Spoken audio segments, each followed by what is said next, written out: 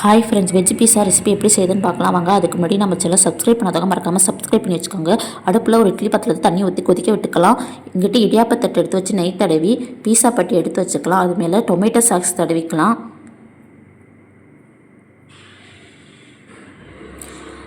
Tomato sauce தடவினதுக்கப்புறம் சின்ன சின்னமாக cut பண்ண சீஸை அது மேலே தூவி விட்டுக்கலாம். ரவுண்டாக தக்காளி நறுக்கி அது மேலே வச்சுக்கலாம். ரவுண்டாக வெங்காயத்தை நறுக்கி அது மேலே வச்சுக்கலாம்.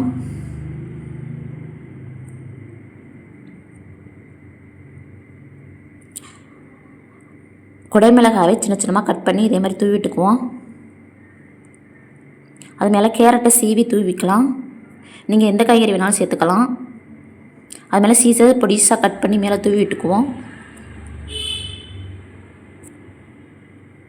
இந்த சைடு நம்ம இட்லி பாத்திரத்தில் தண்ணி கொதிக்க விட்டோம்ல, அது மேலே எடுத்து வச்சு ஒரு 10லேருந்து ஒரு 15 நிமிஷம் அதை வேக விடுவோம். அந்த சீஸெல்லாம் வெந்து வர அளவுக்கு வேக விடுவோம். இப்போ ஓப்பன் பண்ணி பார்க்கலாம். பாருங்கள், சூப்பராக ரெடி ஆகிருச்சு பீஸா. நீங்களும் வீட்டில் ட்ரை பண்ணி பார்த்துட்டு எப்படி இருந்துச்சுன்னு சொல்லுங்கள். மறக்காமல் நம்ம சேனலை சப்ஸ்கிரைப் பண்ணிச்சுக்கோங்க. பாய் பாய். இன்னொரு வீடியோவில் பார்க்கலாம்.